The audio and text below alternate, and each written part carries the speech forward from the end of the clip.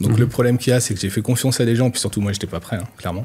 Donc on m'a proposé de faire de la formation, j'ai débauché quelqu'un, j'ai embauché 2 autres techniciens, dont un qui est encore dans l'informatique et qui est dirigeant sur Saint-Etienne. Et très vite, ça s'est pas super bien passé, forcément, puisque si on gère pas l'argent et si on gère pas les gens, ça dure pas longtemps. Ce que je voulais mettre en place dès le départ, c'était que les gens soient satisfaits et qu'on les rentre dans un moule de bonnes pratiques, en fait. À l'époque, je l'expliquais pas comme ça, mais ce que je voulais, c'était déjà faire un forfait où les gens puissent avoir un service un peu plus que pour leur argent et surtout qu'il soit encadré. Aujourd'hui, ça s'appelle le MSP. Bonjour Christophe. Bonjour Frédéric. Alors j'ai le plaisir de t'accueillir aujourd'hui, donc Christophe Lopez de la société Netic. Peut-être pour démarrer, si tu peux parler d'un sujet que tu connais bien, c'est me parler de toi, un peu ton parcours professionnel avant que tu lances ta société. Alors, le plaisir est partagé. Alors mon parcours avant, c'est que concrètement, j'ai fait de la maintenance industrielle. Donc moi, en 5e, en fait, on m'a dit t'es pas fait pour l'école, donc tu vas en 4e technique, technologique, où j'ai appris à faire toutes sortes de choses. Donc en fait, j'ai appris à souder, ébavurer, limer, enfin tout ce que tu veux, fraiser, tourner. Et puis après, j'ai été faire de l'alternance en maintenance industrielle, où j'ai fait de l'apprentissage. Donc j'ai fait 5 ans d'apprentissage. J'ai fait un bac pro en apprentissage, une licence, un BTS pour essayer de raccrocher, parce que je ne pouvais pas être admis à l'époque en BTS. À la suite de mon BTS que j'ai eu, en fait, j'ai fait une licence. C'est là où a démarré la partie numérique. C'est une licence qui était une des premières licences à Saint-Etienne, qui s'appelait licence ATIC.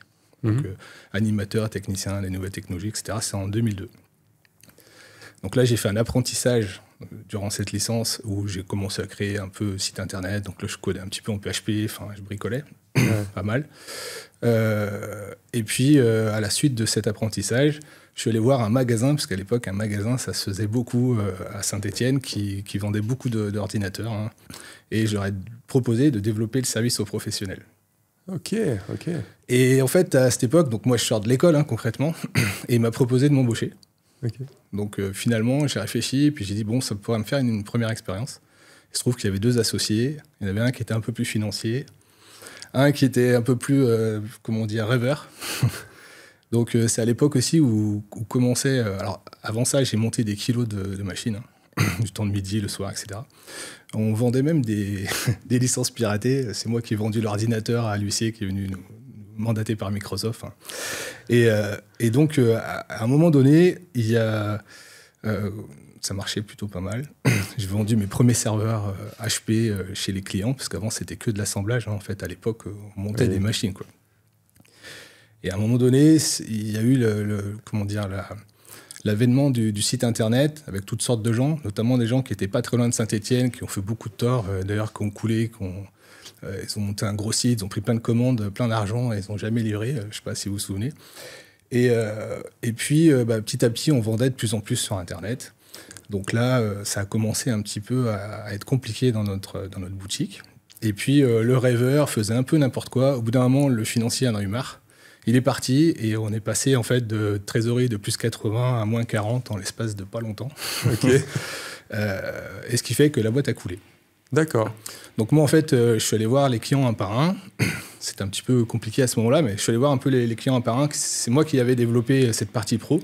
Et ils m'ont tous suivi, en fait. Hein. De toute façon, ils avaient besoin de quelqu'un comme moi. Voilà, donc j'étais un technicien. Et quand j'ai démarré l'entreprise, je voulais vendre des antivirus et des ordinateurs. Ok. Aujourd'hui, c'est à peu près ce que je fais le moins. Voilà. Voilà comment tout a commencé. Mais qu'est-ce qui t'a... Parce qu'en fait, entreprendre, c'est pas non plus une décision qu'on prend comme ça, quoi. Tu te sentais l'âme d'un entrepreneur ou il y a un élément déclencheur qui a fait que tu te lances? Oui, alors en fait, mon père, qui était dans la police il y a très longtemps, enfin maintenant il est à la retraite, avait acheté le premier Amstrad 6128 avec la première imprimante à petit picot, etc. Et donc à l'époque, je pense que c'est à ce moment-là qu'il m'a transmis la passion. D'accord, ok. Donc après, on faisait des jeux avec les copains. Il y en avait qui avaient des disquettes. Nous, on avait un Amstrad avec des disquettes et d'autres avaient avec des cassettes. C'était pas le même temps de chargement à l'époque. C'était assez rigolo. Et c'est vrai que je pense que j'ai appris à imprimer, à essayer de faire des choses. Et je pense que c'est à ce moment-là. Donc du coup, tu décides de lancer ton entreprise. Est-ce que tu peux nous raconter un petit peu les débuts? Est-ce que ça a été compliqué ou... Oui, alors, non, en fait, je pars avec déjà une base de clientèle, donc c'était pas vraiment compliqué. Ce qui a été compliqué, c'était d'arriver à suivre, puisqu'en fait, j'étais plus commercial, j'étais plus, pardon, technicien. Ouais. Et du coup, il fallait que je fasse du commercial, un peu de gestion. Et c'est vrai que très vite, 6 mois après, j'ai embauché mon premier technicien, qui est encore là aujourd'hui. Donc, ça va faire bientôt 20 ans. Ouais, 20 ans, ok. Faut savoir que, vu que j'ai une base plus ou moins technique. Enfin, en tout cas, j'ai monté les ordinateurs. J'avais pas forcément le bagage puisque j'avais un cursus de maintenance industrielle. Alors, avec la maintenance informatique, il va manquer certaines bases. Mais par contre, tout l'aspect changement, l'aspect méthode et qualité que j'implémente aujourd'hui d'ailleurs, en fait, je l'avais déjà. Donc, le diagnostic de panne et le dépannage, ça, c'est ce qu'on faisait plutôt bien et ça marchait bien. J'ai eu aussi la chance d'avoir très vite le Zénith de Saint-Étienne. En fait, j'avais pris un bureau dans une zone franche à côté de Saint-Étienne. Oui. Et là, on avait, en fait, il y avait plusieurs entreprises. Et on faisait les apéros du couloir le vendredi soir. Et puis, il se trouve qu'un soir, on est sorti et j'ai rencontré une fille qui vendait le copieur pour le futur Zénith de Saint-Étienne à l'époque. Et elle avait besoin d'un serveur. Et sauf qu'ils ne savaient pas faire à l'époque, c'était Konica. Je ne sais pas si on doit citer des marques, mais... Pas de souci, tu peux y aller. Voilà. Et donc, à l'époque, voilà, c'était une vendeuse, une commerciale de chez Konica. Et donc, en soirée, comme ça, elle me dit, voilà, il me faudra un devis pour un serveur. Et puis, finalement, c'est elle qui a eu le dossier. Et depuis, ça fait 15 ans qu'on est partenaire avec le Zénith. Chez qui on fournit la totalité, à part le copieur. Mais tout l'aspect informatique, on a mis du Wi-Fi il n'y a pas très longtemps. Donc, on a commencé avec une base de clientèle, et puis très vite, on s'est développé avec des opportunités, mais j'étais ni manager ni gestionnaire. Donc, le problème qu'il y a, c'est que j'ai fait confiance à des gens, puis surtout, moi, je n'étais pas prêt, clairement. Ouais. Donc, on m'a proposé de faire de la formation, j'ai débauché quelqu'un qui voulait prendre cette responsabilité. J'ai embauché 2 autres techniciens, dont un qui est encore dans l'informatique et qui est dirigeant sur Saint-Étienne. Et très vite, ça ne s'est pas super bien passé, forcément, puisque si on ne gère pas l'argent et si on ne gère pas les gens, ça ne dure pas longtemps. Donc toi, tu avais l'exemple un peu avant d'un binôme, un financier qui était plutôt dans la structure et quelqu'un qui était plutôt, on va dire, peut-être visionnaire. Donc tu partais avec ça. Donc là, tu t'es associé, tu étais seul au départ ? J'étais seul et je suis toujours seul. Tu es toujours seul, ouais. Et il se trouve que c'est vrai que j'étais peut-être... Alors, je disais rêveur. Enfin, voilà. En tous les cas, je pense que j'étais vraiment plus proche de lui, d'ailleurs, que du côté un peu plus rigide et organisé du financier. Ok. Et du coup, tu parlais de ton passé industriel et comme quoi tu avais quelque part une certaine façon de structurer les choses pour l'appliquer à l'informatique. Même encore aujourd'hui. Même encore aujourd'hui, ouais. Je me souviens ça, justement. Parce qu'en fait, aujourd'hui, ce que j'essaye de faire, c'est de démultiplier. Et pour démultiplier, il faut un petit peu de méthode. Ok. C'est un peu ce que j'ai découvert, moi, quand j'ai rencontré... justement, c'est pour ça que quand j'ai rencontré Thomas à un événement d'ADN, moi, je voulais tout signer d'un coup parce que j'avais vraiment besoin de tout ça. Tout, que ce soit les outils, l'accompagnement, et plus tard les méthodes au final. Mais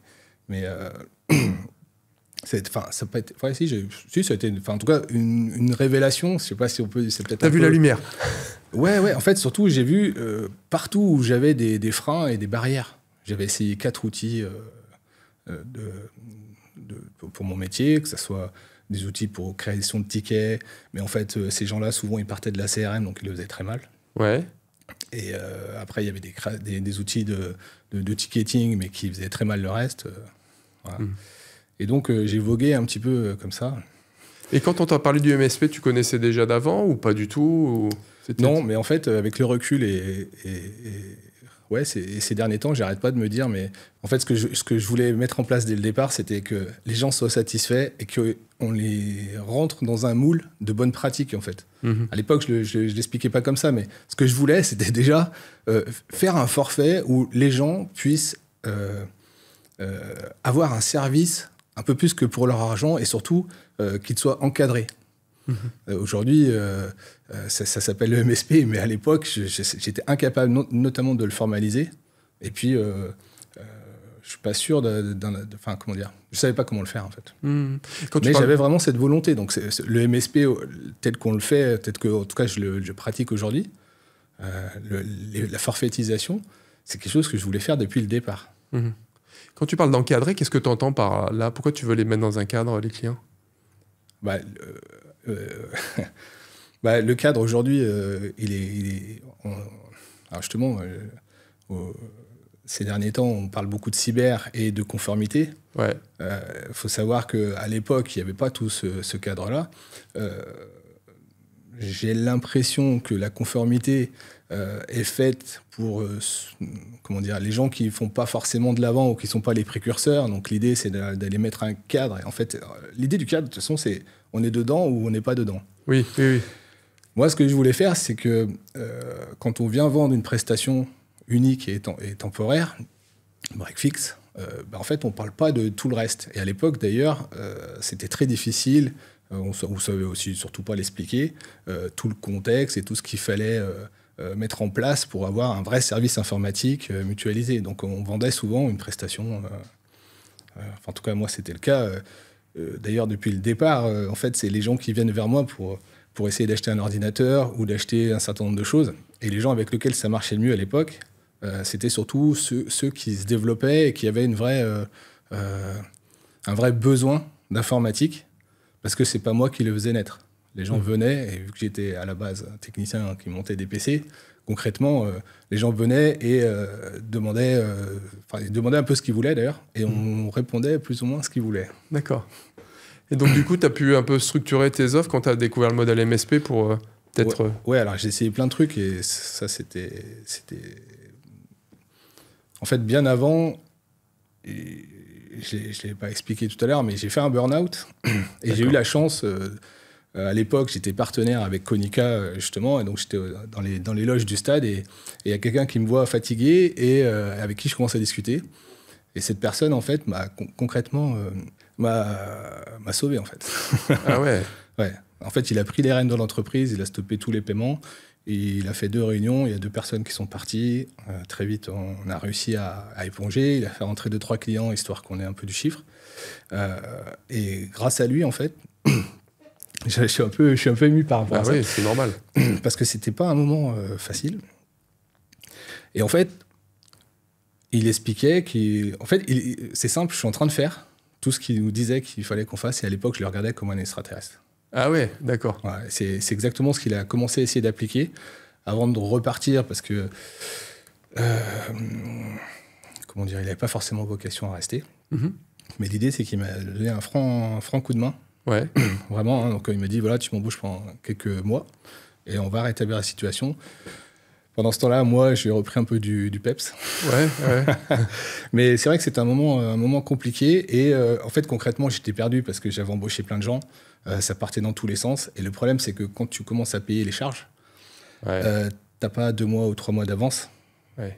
T'es vite rattrapé. C'est pas la même chose quand tu as 1 ou 2 personnes que quand on a 5 ou 6. Et puis, il y a un moment donné, il faut faire entrer un peu du chiffre d'affaires. Ouais. Et puis, il faut organiser tout ça. Et là, en fait, j'avais un peu que des électrons libres. Ouais. Donc, cette période a été très compliquée. Mais c'est exactement ce que je fais aujourd'hui. Ok. Et ce que je voulais faire finalement presque depuis le début. Donc, en fait, j'avais déjà la pensée, mais je ne l'ai jamais mis en œuvre. Mais je pense par ignorance, par plein de choses. Je pense que moi, de ce que je comprends, de ce que tu racontes, c'est que j'ai un métier, j'ai une passion, je veux me lancer, mais lancer une entreprise, c'est aussi d'autres compétences, c'est de la gestion, c'est de la vision, c'est de la rigueur, c'est plein de choses. Et quelque part, c'est aussi de se dire, c'est quelque chose que je dois apprendre, certaines fois dans la douleur, mais derrière de pouvoir après se dire, voilà, je sais maintenant où aller et je sais un cadre. Parce que je t'entends beaucoup dire, moi, ce que j'ai envie de faire, je vois ça, les choses comme ça. C'est pas donné à tout le monde, quelque part, d'avoir une vision de là où veut aller. C'est peut-être plus facile aussi de le voir maintenant, après coup. Ouais. Mais c'est vrai que sur le moment... mais je pense que je suis sûr que je ne dois pas être le seul. Ouais. En fait, la vraie question, c'est... On a parfois des idées où on fonce sur un chemin... et par manque de compétences, parce que managériales ou de gestion, mais en fait, on fait des grosses erreurs. Donc, en fait, on se perd. Bien sûr. Et moi, j'ai passé plus de 10 ans de ma vie, dans mon entreprise Netic, à me perdre un peu. Ouais. Parce que je fonçais sur un chemin peut-être un peu trop idéaliste. Et puis surtout, je le vois et je l'assume aujourd'hui avec un manque de compétences incroyable sur cette partie managériale. Donc j'ai vachement comblé. Je lis beaucoup de livres. Ouais. Je sais que j'ai des remarques de certains qui me disent que je passe beaucoup de temps et que je devrais peut-être faire autre chose. On verra plus tard.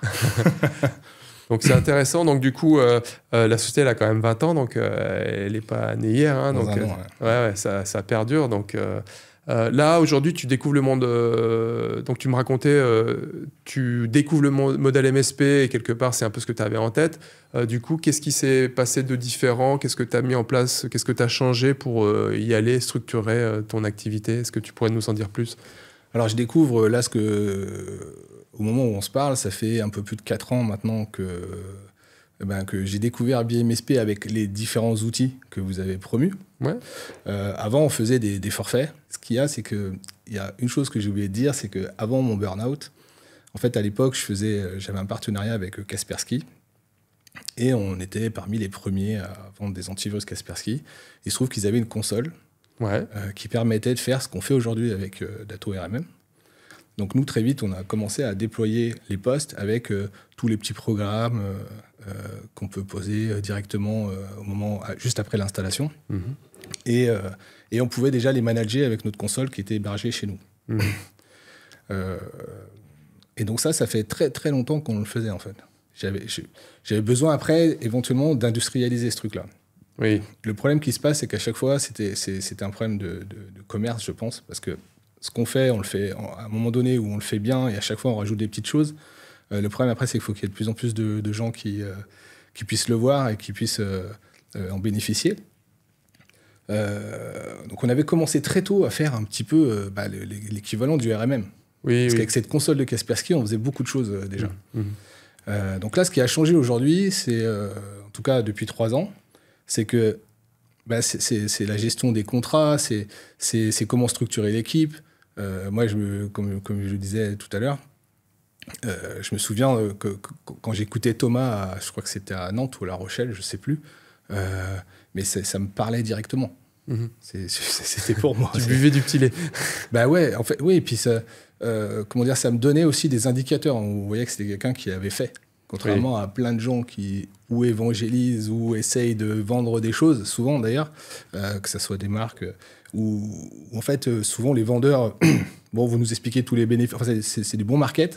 Oui. Sauf que là, en fait, ça transpirait le réel et voilà, c'était vraiment quelqu'un qui parlait, un technicien qui parlait à un technicien, quoi. Ok. Donc là, quelque part, tu commences à un peu vouloir industrialiser.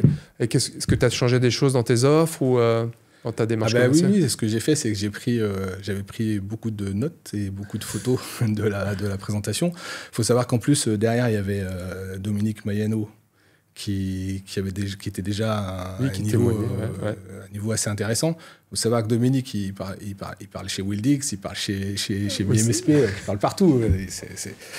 C'est un très bon. Et donc, moi, en fait, quand je vois tout ça, le témoignage de Dominique et la présentation de Thomas, je prends beaucoup de notes et j'essaye d'appliquer et de regarder qu'est-ce qui me manque et qu'est-ce que je vais devoir faire.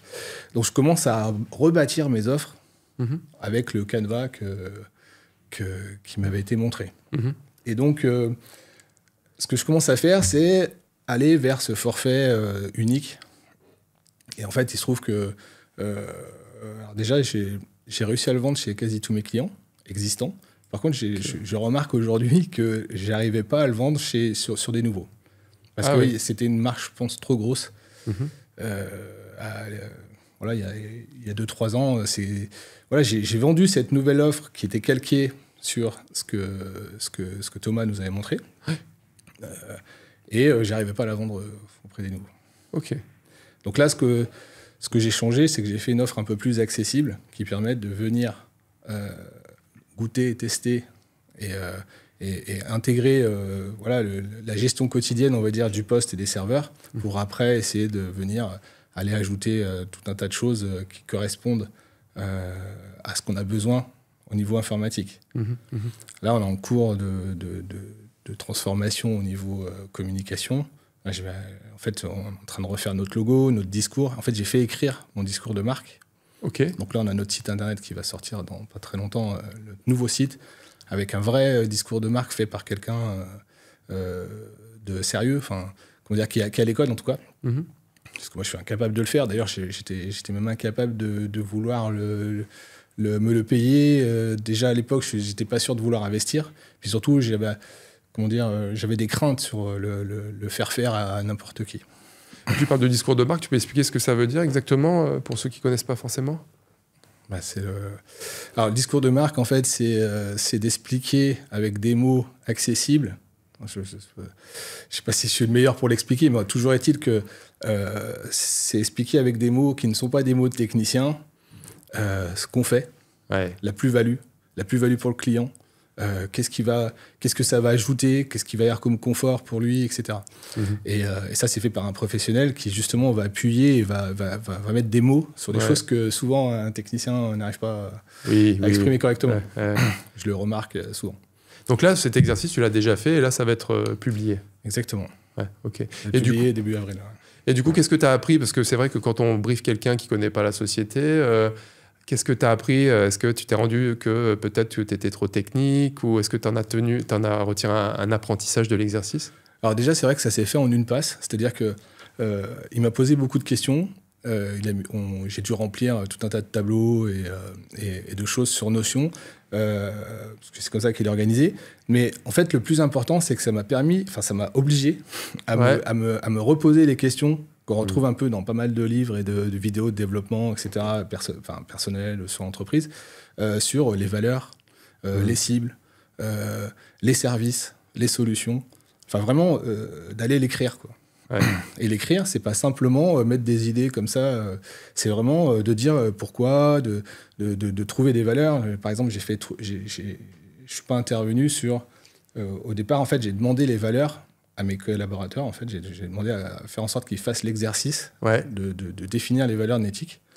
Et je crois que j'ai pas bien changé grand-chose, d'ailleurs, parce que ça collait bien. Et donc, du coup,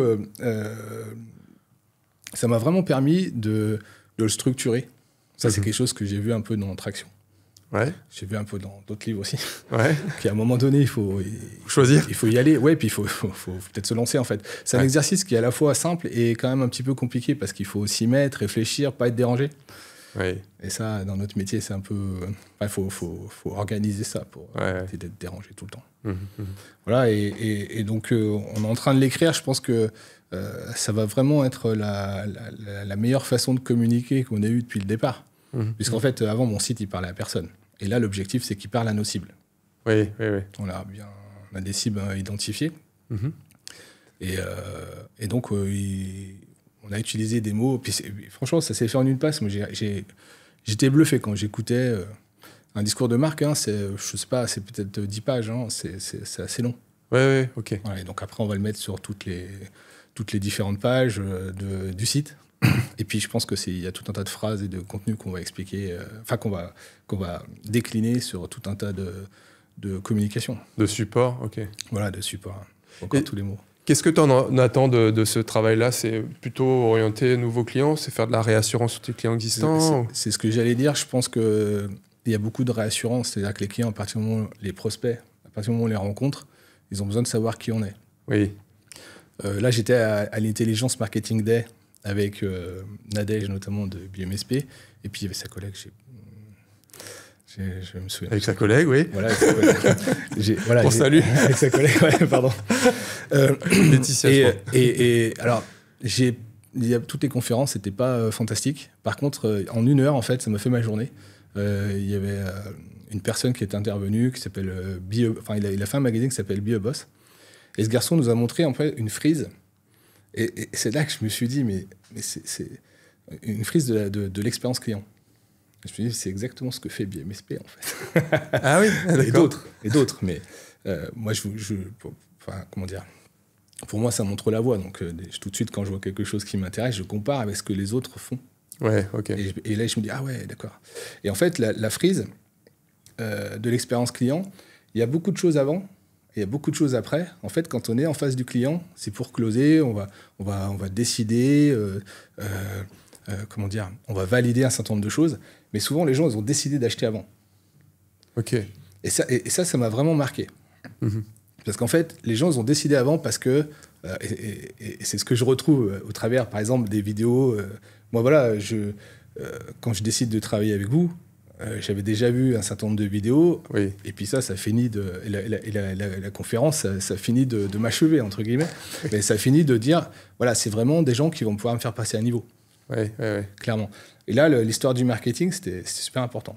Mhm. Et je ne sais plus si c'était avant ou après, mais j'ai été faire 4 jours de kite and business. Je trouve ça sur Facebook. Je dis, tiens, Oui, tu m'avais raconté ça, ouais, exact. Ça, pour moi, c'est génial, ça. Je vais aller faire du kitesurf, en plus dans un cadre d'entreprise. Et donc, je pars faire ça, c'était au mois d'octobre. Donc, l'Intelligence Marketing Day, c'était après, je crois. Enfin, bref.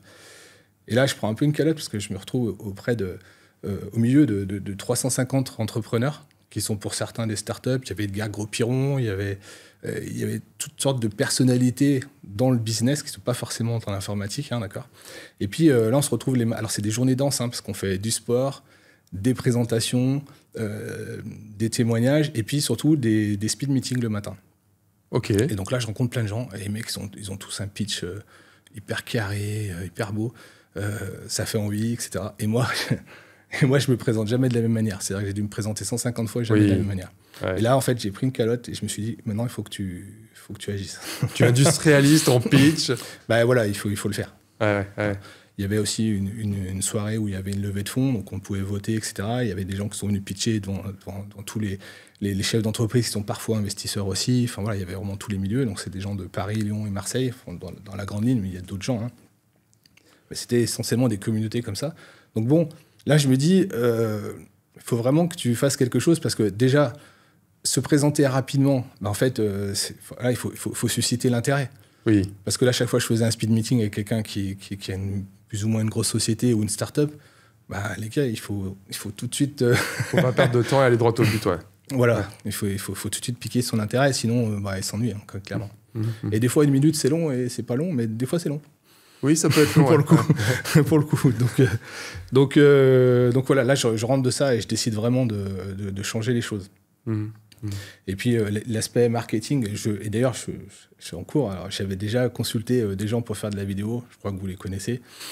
Pour l'instant j'ai pas été au bout parce qu'il faut mettre un peu les choses dans l'ordre. Oui. La première chose, c'était vraiment d'écrire ce discours de marque en fait, parce que si on fait des vidéos, des sites, tout ce qu'on veut, toutes sortes de brochures, alors qu'en fait on n'arrive pas à utiliser les bons mots qui vont parler à notre cible, en fait ça sert à rien. Bah oui, voilà ce que j'ai appris en fait. Ouais. Oui, donc du coup ta conclusion c'est déjà bien extraire, bien serrer le citron pour bien extraire l'essence de ce que veut faire Netic, ta vision, et pouvoir après le présenter clairement à ta cible. Mais aussi ce que j'entends c'est faut pas tout jouer sur rendez-vous, faut faire mijoter son client et le nourrir avec un site, éventuellement de l'information, et qu'il comprenne, et qu'il commence à comprendre ce que vous proposez, quoi. Alors, c'est pas tant faire mijoter, je pense que c'est arriver à faire comprendre et démultiplier, automatiser. Oui, ok. Moi, ce que j'ai remarqué, et je pense que c'est aussi un des principes du MSP, c'est d'automatiser. Et je le faisais déjà très tôt sur les postes, sauf que je me suis un peu arrêté là, quoi. Les postes et les serveurs. Là, maintenant, chaque fois que je vois quelque chose, je l'industrialise. C'est-à-dire que, d'ailleurs, chaque fois que je vois quelque chose, maintenant, je le mets dans Autotask. Ok. C'est-à-dire que y a des gens qui utilisent Popwork, par exemple, pour faire la gestion du feedback des collaborateurs, les 1 à 1.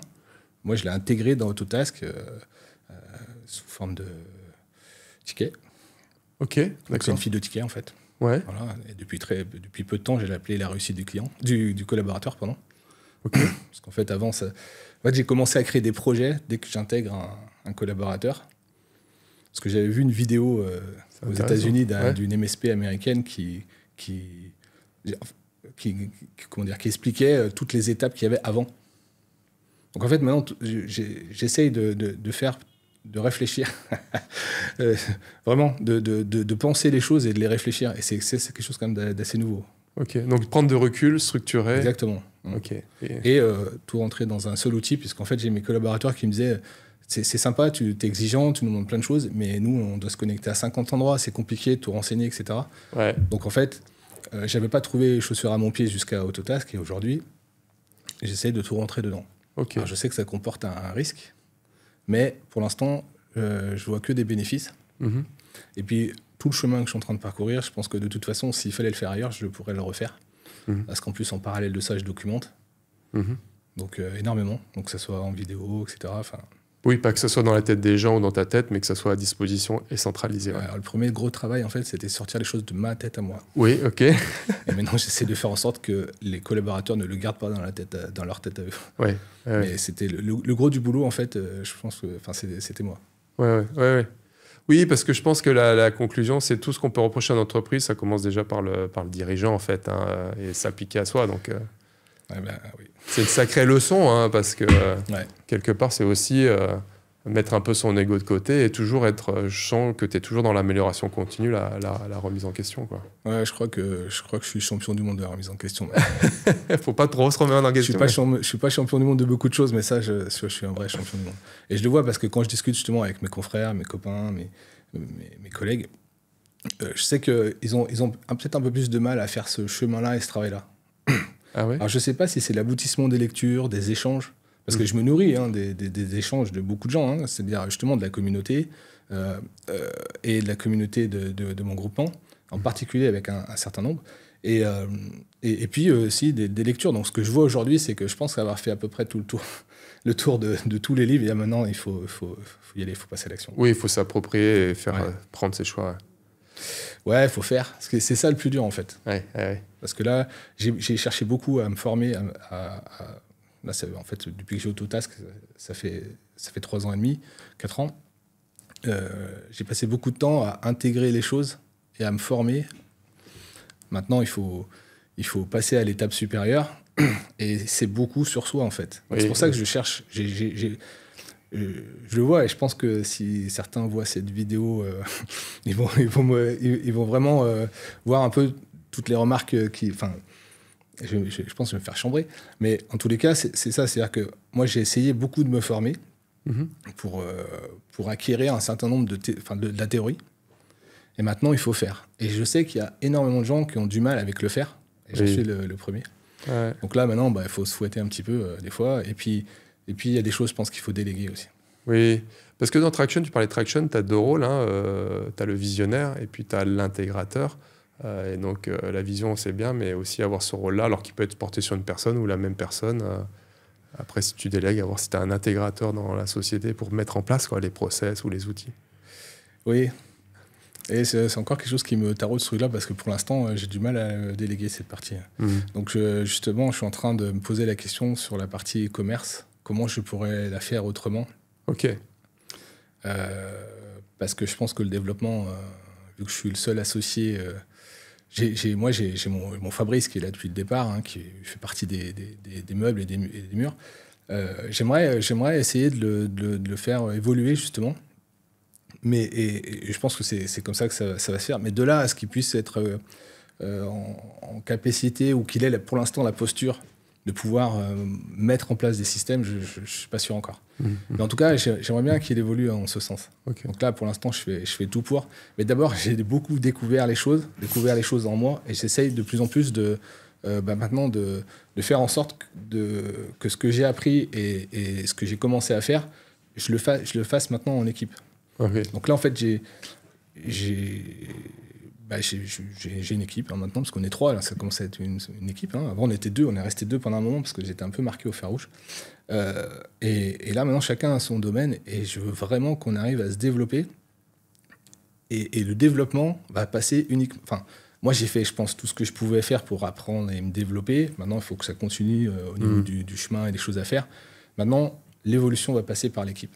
Okay. Et comment... C'est pour ça, j'ai renommé il n'y a pas très longtemps, justement, la réussite du collaborateur, c'est-à-dire les 1 à 1 qui sont les retours feedback une fois par semaine, qu'on a structurés pour que je puisse savoir la température. Ça, c'est juste fantastique. Bien sûr. Ça, c'est un podcast de l'outil du manager qui est magistral. On le retrouve aussi dans d'autres livres où ils expliquent que c'est important de faire des réunions régulières en tête-à-tête avec les collaborateurs. Maintenant, je sais que le développement de Netic passera par le développement de son équipe et des talents individuels, en fait. Oui, voilà. D'avoir des fondations pour après grossir. Et je pense avoir une équipe qui commence à être bien ancrée et surtout qui n'en veut. Et donc, en fait, il faut arriver à leur inculquer toutes les méthodes et les petits tips que j'ai appris dans les livres. En même temps que je les pratique. Ouais. En tout cas, moi, j'ai compris qu'il y a un certain nombre de choses, il va peut-être falloir se fouetter un petit peu pour déléguer, mieux lâcher prise, en fait. C'est ça, d'ailleurs, je pense que c'est une des clés. Hein. C'est lâcher les choses. Oui. En fait, c'est le chef d'entreprise, à un moment, il démarre son entreprise, il a un peu tous les rôles, et puis à un moment, il faut qu'il se détache pour quelque part qu'il y ait une certaine dynamique et que les gens prennent des responsabilités, prennent le relais et soient acteurs de la croissance de l'entreprise. Et c'est un autre métier. C'est comment j'accompagne et je deviens coach de mes collaborateurs. Ouais, c'est ça. Je pense que d'ailleurs, les 1 à 1, c'est vraiment pas loin du coaching. Hein. Bien sûr. Et je pense d'ailleurs que c'est la même chose avec les clients. Puisqu'on a introduit... Maintenant, on a systématisé les QBR. OK. En fait, je procrastinais là-dessus. Ah oui? Ouais, parce qu'en fait, j'avais du mal à prendre des rendez-vous. Et du coup, ce que j'ai fait, un jour, j'ai dit, je l'ai écrit d'abord. Ouais. Parce que maintenant, j'écris tout dans des projets. Hein. Ça s'appelle Feuille de route Cap 2030. Et dedans, on décline tout. Et je l'ai écrit d'abord et après, je l'ai expliqué à mon assistante. Et j'ai dit, voilà, maintenant, je veux que ça soit toi qui me prenne les rendez-vous parce que je sais qu'on a du mal. Des fois, les gens, quand on les appelle, c'est pas le moment, etc. Et c'est pour ça que je n'avais pas systématisé. Parce qu'en fait, je butais. Le problème après, c'est que tu es toujours pris par autre chose. Oui. Et au final, tu n'es pas régulier, ce qui fait que tu prends pas les rendez-vous, donc tu fais pas les réunions régulières. Oui. Et ça, c'est une vertu de fou.